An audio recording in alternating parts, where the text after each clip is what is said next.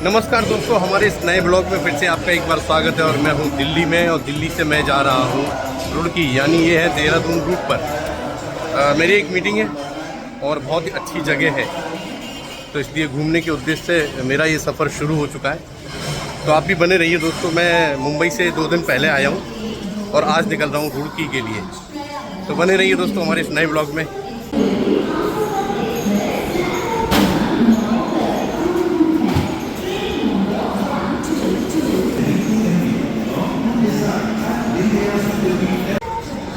दोस्तों दिल्ली में इस वक्त बहुत गर्मी है, बारिश हुई नहीं है इसलिए गर्मी ज़बरदस्त है। और मैं सुबह होटल से निकला था कुछ 5 बजे के आसपास, तब भी इतनी गर्मी थी कि पसीना पसीना हो गया। तो फिर भी खैर ऑटो में बैठ कर आया तो हवा लगी, थोड़ा रिलीफ मिला। लेकिन यहाँ आने के बाद बहुत ट्रैफिक था रास्ते में, तो सुबह सुबह इतना ट्रैफिक कैसे था ये समझ में नहीं आया। फिर भी मैं किसी भी तरह से कुली लिया और कुली के साथ सामान लेकर मैं कैसे भी उसने मुझे शॉर्टकट रास्ते से प्लेटफॉर्म पहुंचा दिया। और मेरी ट्रेन आ चुकी है, मेरे पीछे जो खड़ी है ये ट्रेन है। तो चलिए दोस्तों, आप भी इस सुहाने सफ़र में बने रहिए मेरे साथ।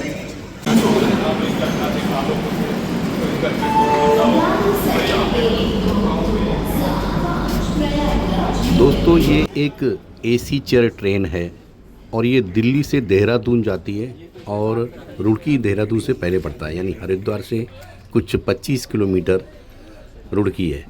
तो मैं अपनी सीट पर पहुंच गया और मेरा सीट का नंबर है 54, यानी विंडो के पास।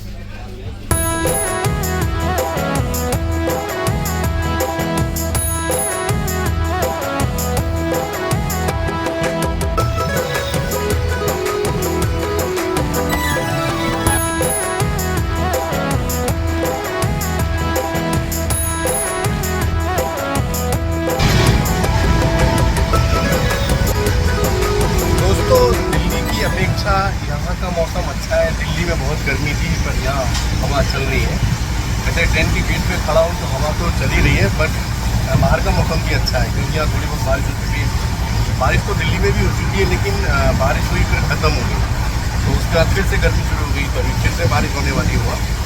लेकिन यहाँ का मौसम बहुत अच्छा है और मैं आधे घंटे के अंदर मैं रुड़की पहुँच जाऊँगा।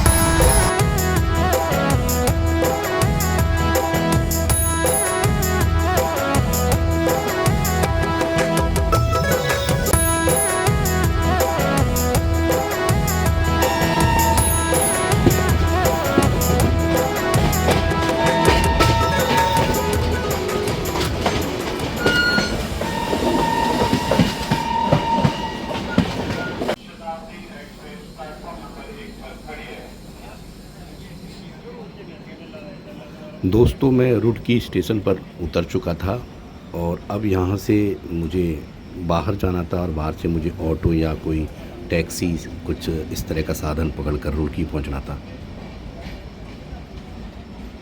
दोस्तों मैं रुड़की स्टेशन के बाहर बैठा हूँ और अभी रिक्शे वाले से मैंने बात की तो कोई 300 रुपये बोलता है, कोई 400 बोलता है, कोई बोलता है 15 किलोमीटर है, कोई बोलता है इतना किलोमीटर। पर मुझे पता है वो सिर्फ यहाँ से 7 किलोमीटर है जिस जगह मुझे जाना है। वो है एक दरगाह है, एक सूफी संत की दरगाह है वो, जिसे कलियर शरीफ के नाम से जाना जाता है। तो मैं वहाँ जा रहा हूँ, तो देखते हैं अभी किस रिक्शे वाले से बात होती है, जो भी सही पैसे लेगा उसके साथ मैं निकल जाऊँगा। तो यहाँ से 7 किलोमीटर है, ज़्यादा है नहीं, पर लोग 15 किलोमीटर 20 किलोमीटर बताते हैं ताकि वो पैसा ज़्यादा ले सकें। चलिए देखते हैं किस रिक्शे वाले से बात होती है। भैया कलियर शरीफ चलोगे? क्या लोगे?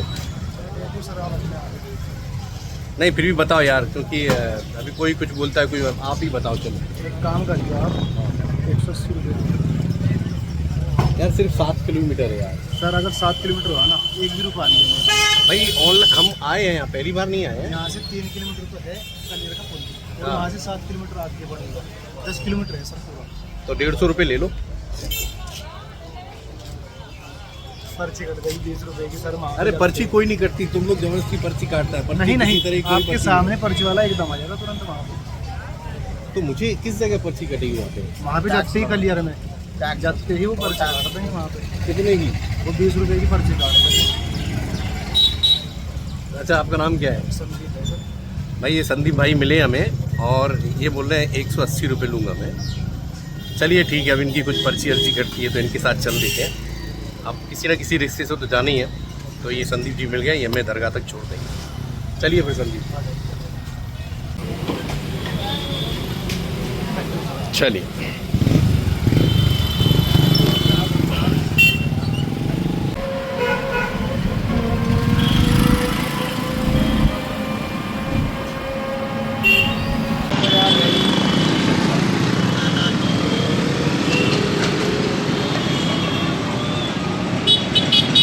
दोस्तों तो मैं अभी रुड़की के शिविर, कौन सा बाजार है ये? सिविल। तो दोस्तों मैं रुड़की के सिविल लाइन बाज़ार में हूँ और यहाँ पर साथ में ही गंगा नदी भी बह रही है। हम गंगा नदी के किनारे किनारे जाएंगे और सीधे पहुँचेंगे कलियर। दोस्तों रुड़की एक छोटा शहर है और यहाँ पर एक मिलिट्री कैंप बेस भी है, जिसकी वजह से ये जाना जाता है। लेकिन दोस्तों यहाँ मैंने एक ऐसी जगह देखी जिसे देखकर मुझे बड़ी खुशी हुई। यहाँ पर एक छत्रपति शिवाजी चौक था, जो छत्रपति शिवाजी महाराज की यहाँ पर मूर्ति लगी हुई थी। उसे देखकर मुझे बड़ी खुशी हुई, क्योंकि मैं महाराष्ट्र से हूँ और महाराष्ट्र में शिवाजी महाराज का बहुत नाम है। तो उनकी ये मूर्ति उत्तराखंड में लगी हुई है, छत्रपति शिवाजी चौक रुड़की में। तो थैंक यू उत्तराखंड सरकार, मुझे ये बड़ी खुशी हुई देखकर छत्रपति शिवाजी महाराज।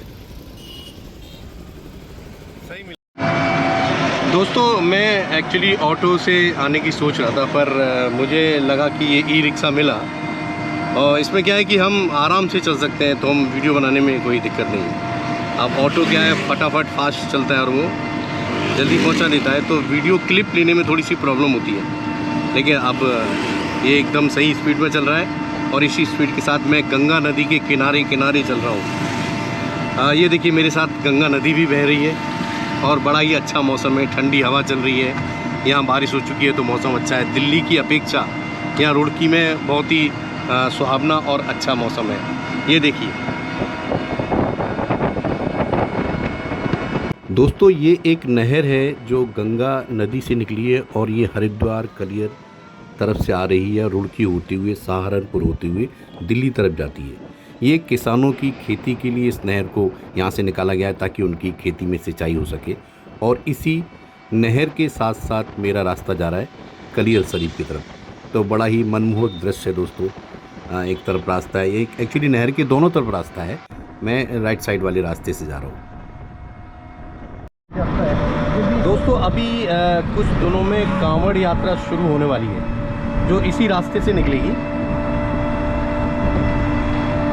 अब इस रास्ते पर ये सूचना रहता है एक्चुअली, तो 24 घंटे यात्रा शुरू रहती है। तो उस वक्त के लिए यहाँ लाइटिंग वगैरह लगाने का काम चालू है। बीच बीच में काफ़ी स्टॉल वगैरह ही बन रहे थे ताकि उनको चाय नाश्ता खाना पीना या बैठने उठने या आराम करने की सुविधा रहती है। इसी तरह यहाँ पर रास्ते में लाइटिंग का भी इंतज़ाम कर रहे हैं। तो देखिए बोर्ड लगा रहे हैं,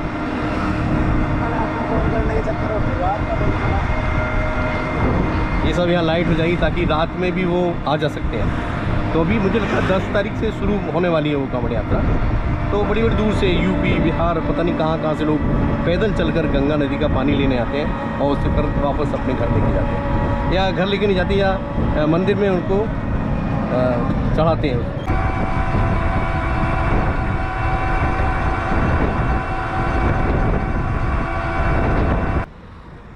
दोस्तों मैं इस वक्त हरिद्वार के बहुत ही नज़दीक हूँ, शायद मुझे लगता है 25 किलोमीटर के आसपास ही। और ये देख रहे हैं मेरे सामने, ये है हरिद्वार यूनिवर्सिटी जो यहाँ रास्ते में पड़ती है। दोस्तों यहाँ पर बारिश हो चुकी है, इसलिए गंगा में भी पानी है। एक्चुअली गंगा नदी में जो पानी आता है वो पहाड़ों से आता है, यानी हिमालय से, हरिद्वार साइड से। ये काफ़ी ऊंचाई से बहती आ रही है, इसलिए ये हमेशा फुल चलती रहती है।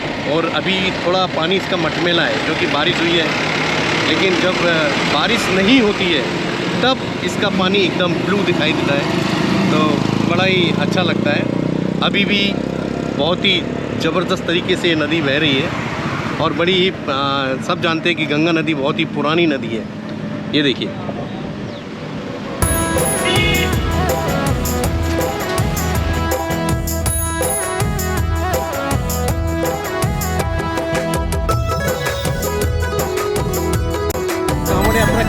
काफ़ी पुरानी है। गंगा नदी का पानी लेते हैं और शिव जी की मूर्ति पर उसे चढ़ाते हैं। हाँ, वही दिखा रहा हूँ मैं अभी।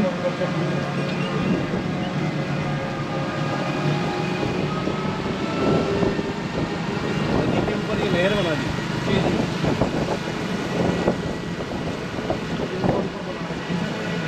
ये नीचे बरसात में नीचे भर के चलता है। दोस्तों आपने देखा ये है एक नदी है जिसका नाम है सोनाली नदी। ये नीचे नदी है और उस नदी के ऊपर पुल है और उस पुल के ऊपर एक नहर बहती है। आप देखिए ये सोनाली नदी है और मैं इसके ऊपर चल रहा हूँ, अभी ब्रिज के ऊपर चल रहा हूँ और ये ब्रिज के ऊपर चल रही है ये नहर।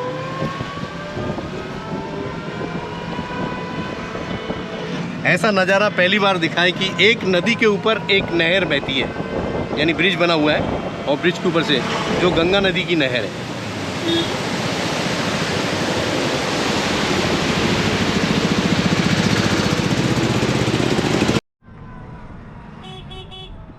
दोस्तों मैं लगभग कलियर पहुंच गया था।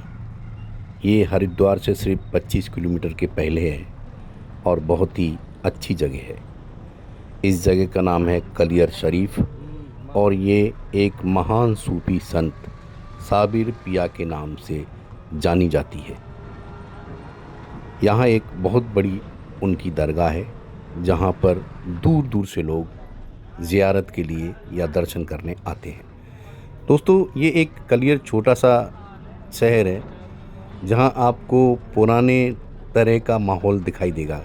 छोटे छोटे मेले, ऊंट घोड़ों की सवारी, इस तरह की कुछ पुराने जो गांव में होता था इस तरह का माहौल आपको यहाँ मिलता है। तांगे भी हैं यहाँ पर, तो बहुत ही अच्छी जगह है। तो मैं यहाँ पहुँच गया और यहाँ आया था तो मैं भी उन महान सूफी संत की दरगाह पर ज़रूर दर्शन के लिए जाऊँगा। तो इससे पहले मैंने एक होटल में रूम किराए से लिया, वो ये होटल है सामने जिसका नाम है अल कुरैश। दोस्तों मैं कलियर पहुंच गया और मैंने यहाँ पर एक कमरा किराए पर ले लिया। एक होटल है और उस होटल में मैंने रूम ले लिया है। रूम नंबर है 202।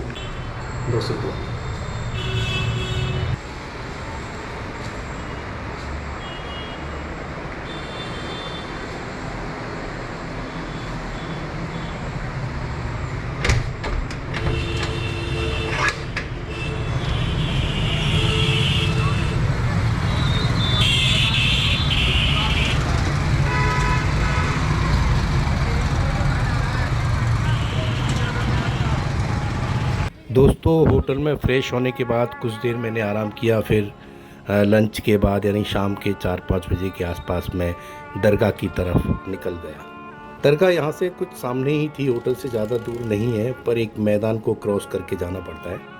इस दरगाह के चारों तरफ एक मैदान है। जब कभी भी साबिर पिया का उर्स होता है या जत्रा या मेला लगता है तब ये जगह शायद काम आती है, लेकिन आसपास थोड़ी गंदगी ज़्यादा थी। अब ये प्रशासन की गलती है यहाँ के या दरगाह कमेटी का काम है, किसी का भी है, साफ़ सफाई होना तो ज़रूरी है।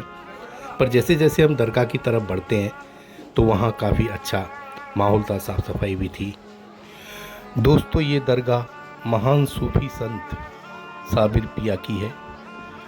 वो एक बार अपने मामा के यहाँ गए थे तो उनके मामा ने उनसे कहा कि आप जो लंगर बनता है और जो लंगर बांटा जाता है गरीबों में, वो काम आपका है, आप लोगों को लंगर में खाना खिलाएंगे।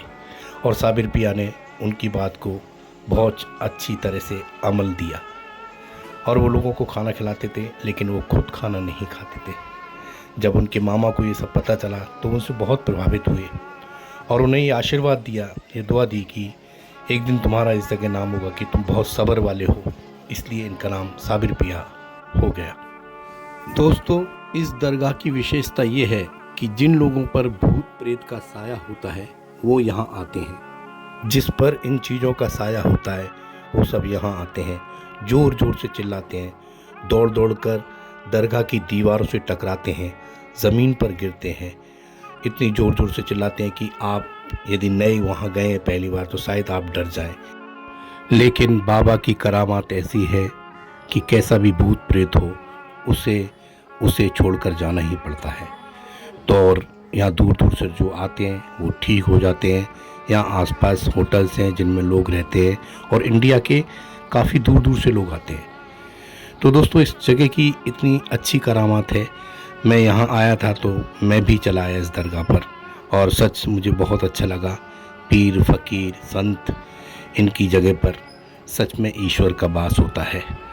तो दोस्तों ये है कलियर शरीफ, जिनका नाम है साबिर पिया, यानी सब्र करने वाले। कहते हैं जिसने सब्र किया उसे सब कुछ मिल जाता है। तो दोस्तों ये है महान सूफी संत की दरगाह, जिन्हें साबिर पिया के नाम से जाना जाता है। दोस्तों ये जगह ऐसी है जहां हिंदू, मुस्लिम, सिख, ईसाई हर जात का आदमी यहां आपको मिल जाएगा। लोग बड़ी दूर दूर से आते हैं, जिन्हें तकलीफ़ें होती हैं, जिनके ऊपर भूत प्रेत का साया रहता है और जिसके ऊपर गुजरती है दोस्त वही जानता है। तो मैंने यहाँ ऐसे ऐसे लोग देखे जिन्हें बहुत तकलीफ़ थी। उन्हें देखकर ऐसा लगता था कि हमारी तकलीफ़ें कुछ भी नहीं है। भूत प्रेत जिनके ऊपर आते थे उनका वीडियो मैं बनाकर नहीं दिखा सकता था, क्योंकि उनके पेरेंट्स उनके साथ में रहते थे। तो यदि शायद उन्हें ये प्रॉब्लम हो सकती है कि हमारे जिसके ऊपर भूत प्रेत आ रहा है उसका वीडियो बनाकर आप किसी को दिखाओ, तो वो ये नहीं चाहते थे। तो इसलिए मैंने वीडियो नहीं बनाया। दरगाह एक ऐसी जगह है जहाँ सच में हर जात के लोग जाते हैं। मंदिर में मुसलमान नहीं जाता, मस्जिद में हिंदू नहीं जाता, लेकिन दरगाह पर हिंदू, मुसलमान, सिख, ईसाई सब जाते हैं। तो सच यहाँ ईश्वर है।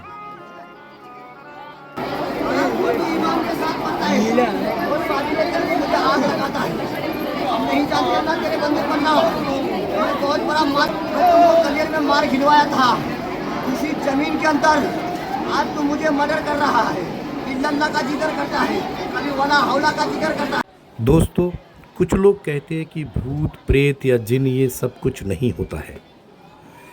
आज विज्ञान की दुनिया को लोग ज़्यादा मानते हैं, विज्ञान पर भरोसा करते हैं, साइंस पर विश्वास करते हैं।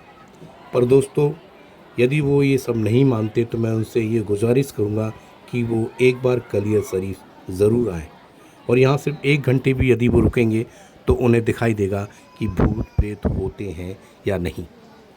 तो दोस्तों ये तो सब सद्बुद्धि वाली बात है। ईश्वर जिसे सद्बुद्धि दे दे या जिसे हिदायत दे दे वही समझ सकता है कि ईश्वर की लीला क्या है। यहाँ पर लोग आते हैं, लोगों के बदन में भूत प्रेत नज़र आते हैं, तो सच वो है। कहते हैं ना जिस पर गुजरती है वो जानता है। तो दोस्तों इस ब्लॉग में सिर्फ इतना ही। किसी नेक्स्ट ब्लॉग में मैं आपके सामने फिर से हाजिर होऊंगा। तब तक के लिए दोस्त नमस्कार, जय हिंद। आप जहाँ भी रहिए, कहीं भी रहिए, देखते रहिए हमारा YouTube चैनल अंकल अग्निहोत्री।